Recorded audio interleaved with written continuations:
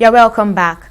Now, the College of Education Academic Staff Union, like their university counterparts, have also embarked on an industrial action following complaints of neglect and insecurity in colleges of education across the country.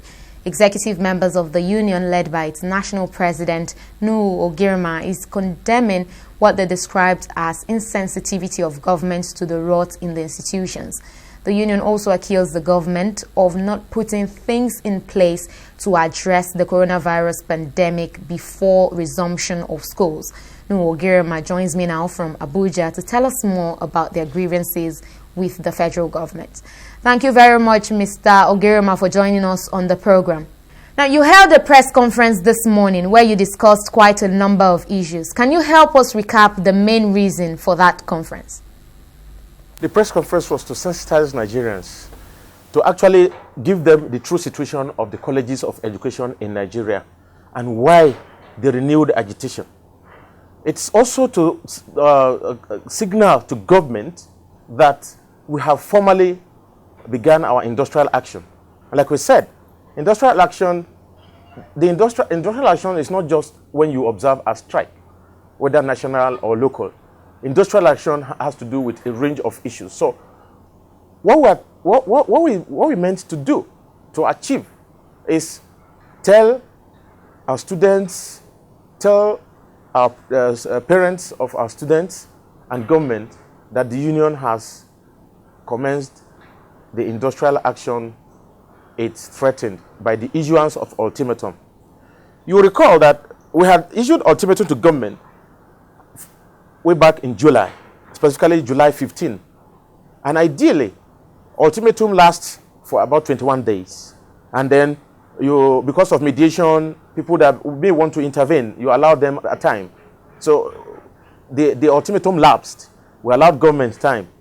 And then nothing substantial came out of government.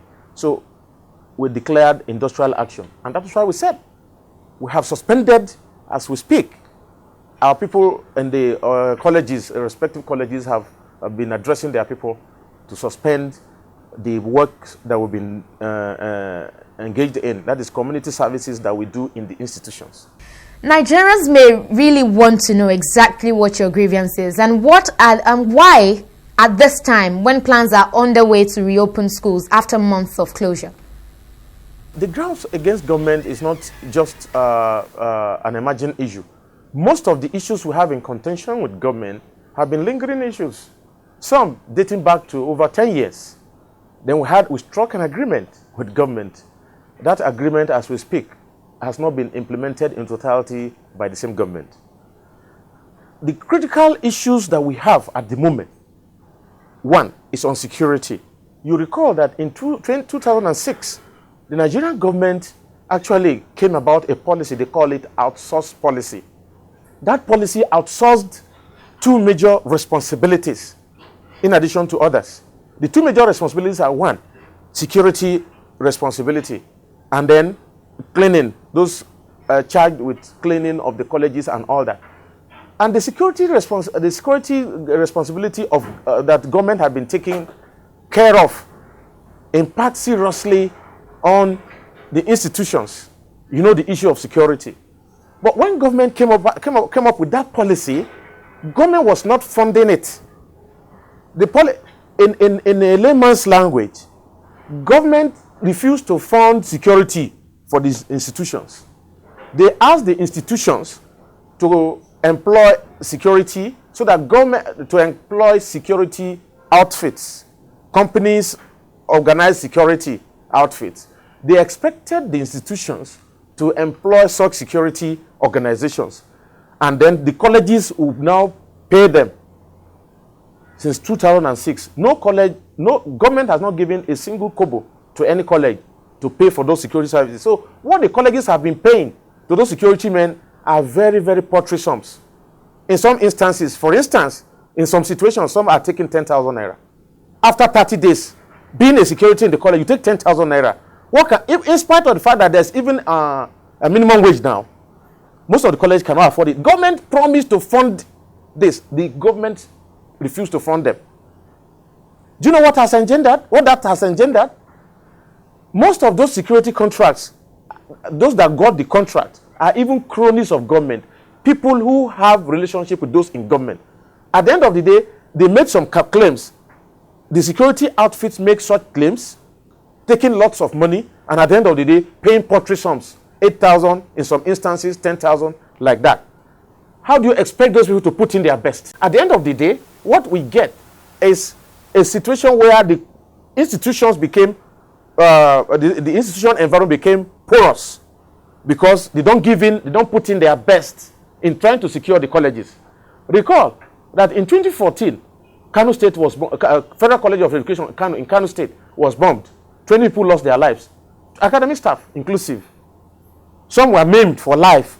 There's still some of them now that limp because of the bomb blast there. People they saw people infiltrating the college and they ran away. 3 suicide bombers were among the 20 that lost their lives, and scores were injured.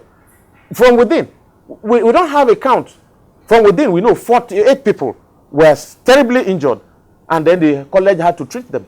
But the non-residents and the non-staff of the college, this was just the staff alone, 48. It's on record. 20 died.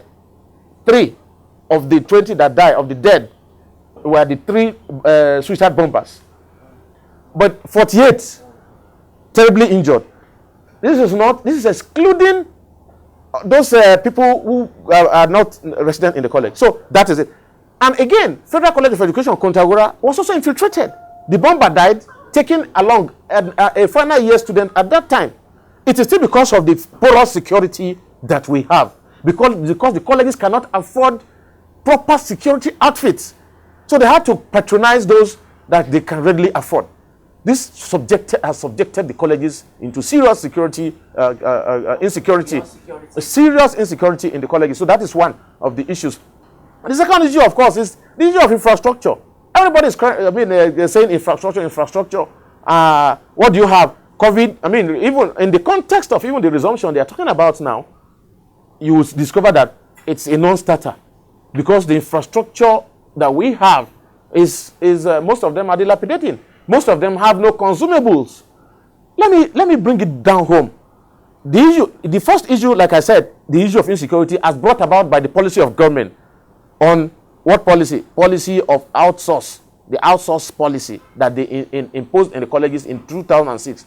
The second issue, which relates to infrastructure, is needs assessment.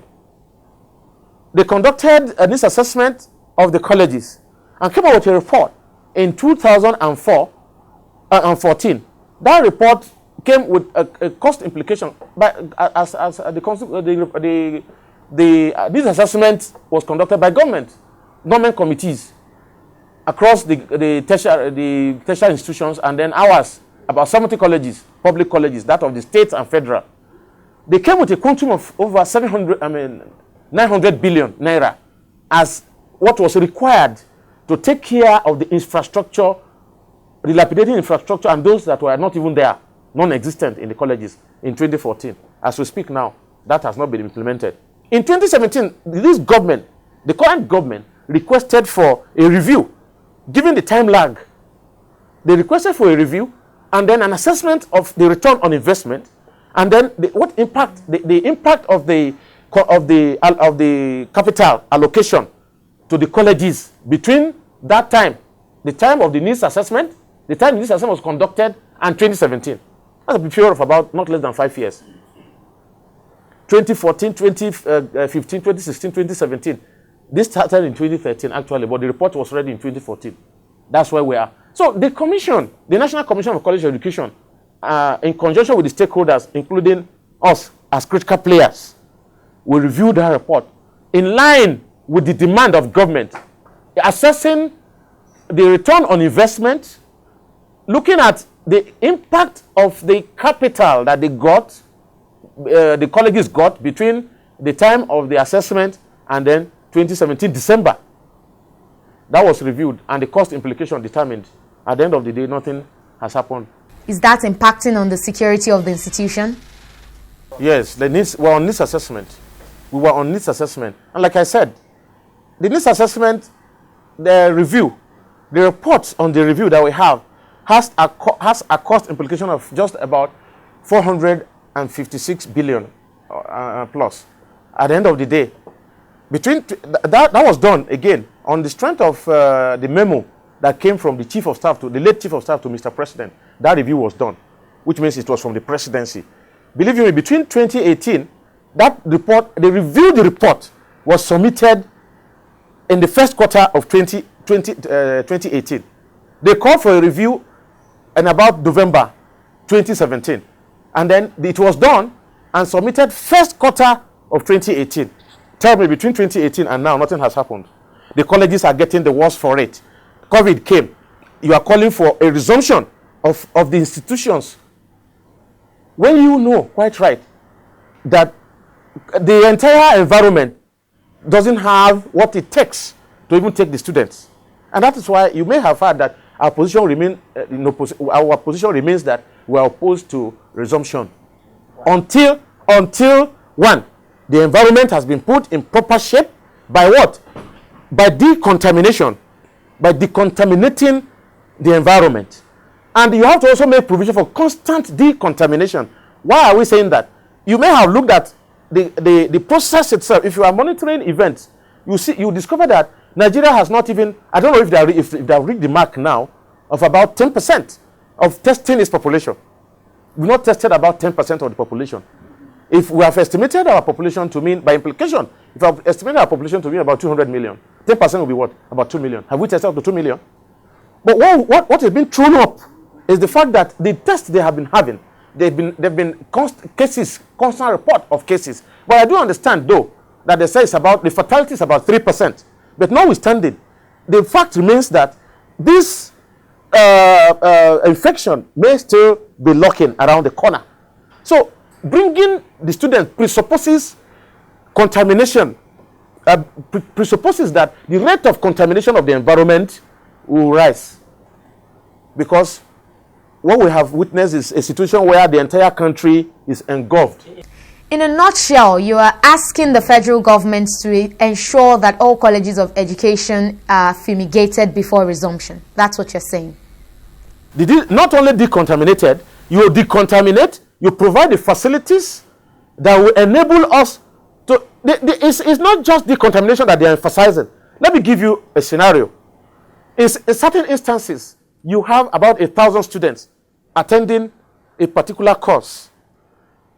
And in most cases, they lock around the windows, and then the hall is congested. If we have to resume classes and then keep the COVID-19 protocol by maintaining social distance, such a class will have to be split into about 4. It means instead, rather than have a session of 1,000 students, in an ideal situation, ideal COVID-19 protocol, you have to split such a class because you need to maintain social distancing. Meaning that more hours in a 1 hour lecture, you would have to dedicate like 4 hours to such one course out of the so many courses in a course that is having a 1 credit course in a week. Meaning once. When you have 3 credit courses, it means 3 hours in a week. 3 hours times 4, that gives you 12 hours. We require more time. The college calendar will have to be affected beyond what we have expended, so that at the end of the day, you have more times. And does that mean you're demanding more funding, more payment for this? Besides, even more facilities. More facilities have to be provided. You would have overworked those lecturers. It means you have to provide the incentive for the excess work they will be carrying in splitting the class. And then talking about facilities, look at the hostel. What kind of hostel do we have? Where students are congested. It means they have to take turns even before you can have an ideal COVID-19 protocol compliance in a school setting. So it's not just about decontamination. Decontamination is just one element. So based on this, colleges of education in Nigeria are not fit for resumption, as in not ready for resumption now? Until the proper setting that will be compliant with COVID-19 is put in place. Let me also make it very clearly known. I heard of people talking about palliatives. I don't understand what they mean by that. To us, government has to, one, ensure decontamination of the environment by constantly decontaminating periodically. And you know that also has its implication, because when students are there and you decontaminate and they are still there, the tendency of having some respiratory reactions will be there. It's also dangerous.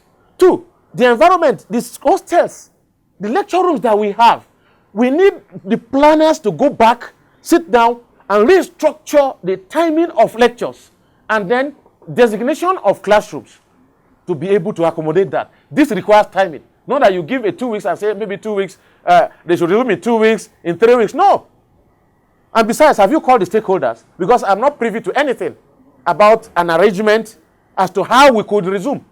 I've not received any letter from anybody, whether government or even the commission, that we are invited to a talk on how we could resume. Mr. Ogirima, ASU is currently on strike, and now the Colleges of Education Staff Union are going basically just doing the same. Nigerians are asking all these bodies now, are you being fair to the country, I mean to the nation, even to students? If you're embarking on these industrial actions, it seems like this is just an attempt to shut down the country's education sector totally. Let me dispel one misgiving. I call it a misgiving because, and even though it's a misconception, but people still hint at it constantly. When we declare industrial action, it doesn't mean we're going on strike. Get it noted. And 2, we are doing a service to the nation that the nation possibly may not be aware of, or because of maybe possibly their exposure. Let me tell you, what is the funding pattern? How does government fund education in Nigeria? Can you compare that with the state of Dakota in US, for example? Google Dakota online and see how they have increased their funding of education, in spite of the fact that they pay tuition, even though it's not tuition free. But look at the state investment in education, one state in US. I'm not talking of Washington, I'm not talking of all those other heavy states now. Compare that and look at the European Union. Look at the pattern of funding education. Compare that with that of ours. You will discover that it's just a drop in the ocean, as acclaimed. If we follow let me also remind us of the fact that these issues we are grappling with now have always been there. They've always been there. And let me give you one analogy of the predicament of those of us in the academia. Of recent, there was an uproar at the National Assembly. NDDC said, let me cite that of NDDC. I don't want to go into power sector. All of us are aware of the ruts in all these, some of these sectors of the economy. But let me take the recent happening, that is NDDC. Look at what happened. It's an individual told the commission, go and build in 15 billion. And they told us, before you were there, they told us, the world, that they went and built in 15 billion. That's what they said. But they brought back the budget. And then they insisted that, no, it's 150 billion they wanted in the budget. Tell me. The education sector, let me use the colleges of education that is in context now. The needs assessment, after the initial sum of over about 900 billion, they said, the president said, reviewed the report. In tune with the reality, it was done and brought down to 456 billion.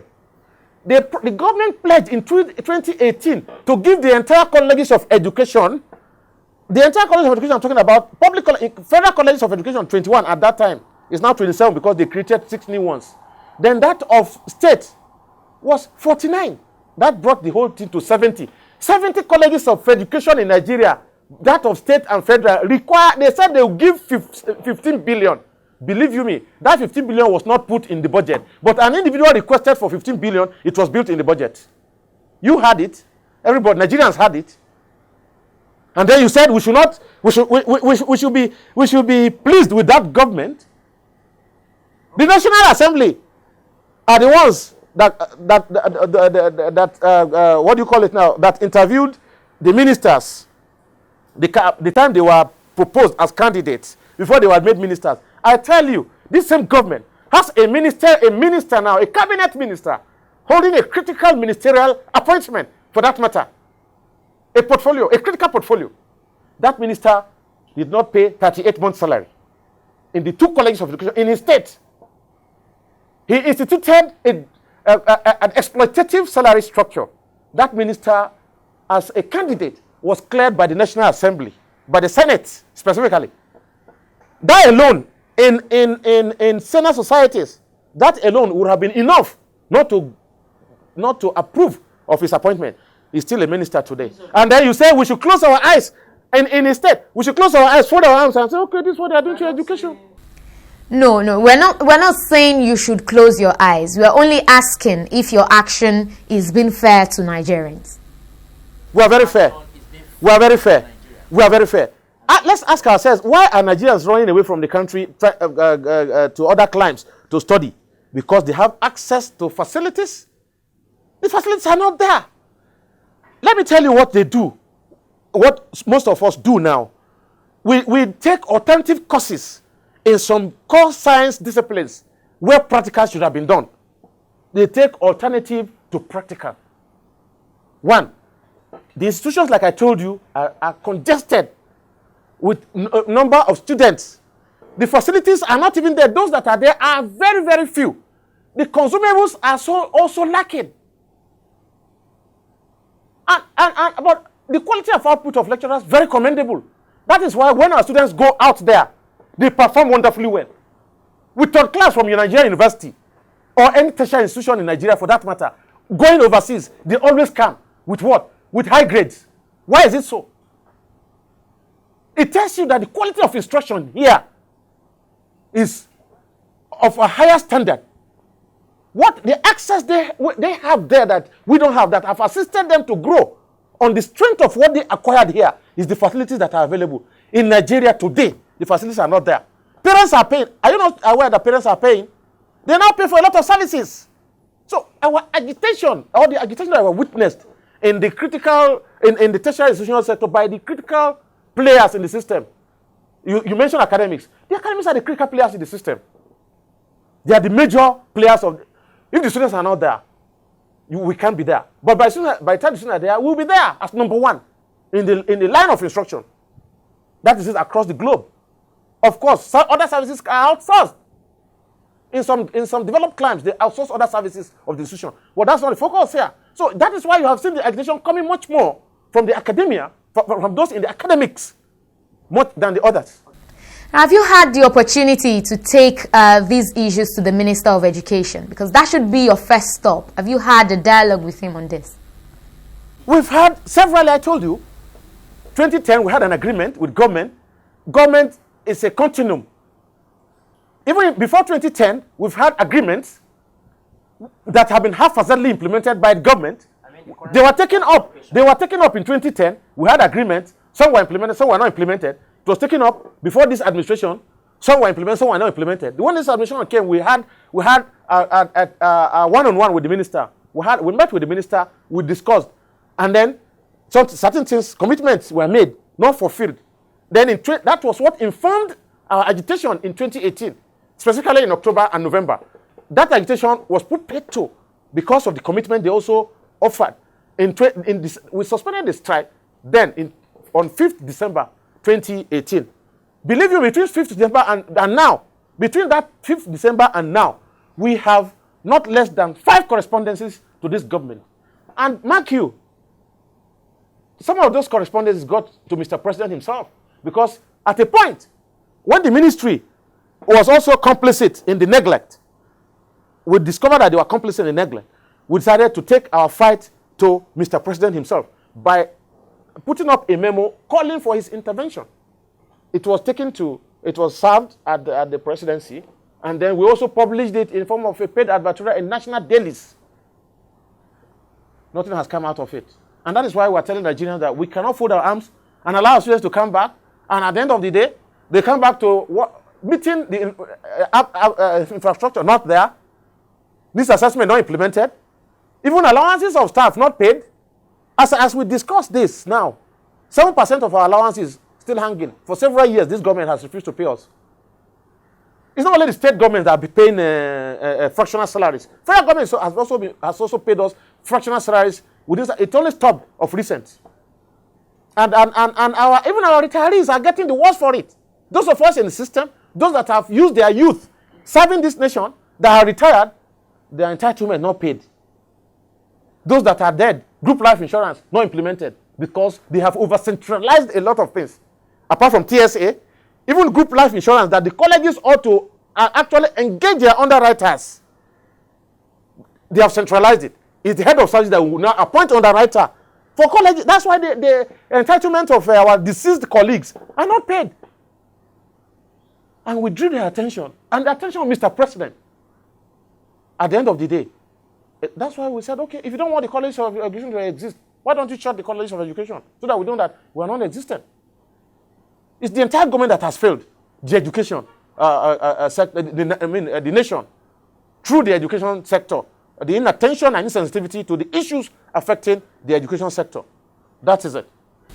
Mr. Ogirima, thank you very much for joining us on the program, and we do hope that you can resolve these issues with the government sooner than later, so that when school eventually reopens, students will not have to spend extra time at home. Thank you. Well, on that note, we've come to the end of this episode of Analysis. Thank you so much for joining us. I am Oyi Adekunle. See you again next time.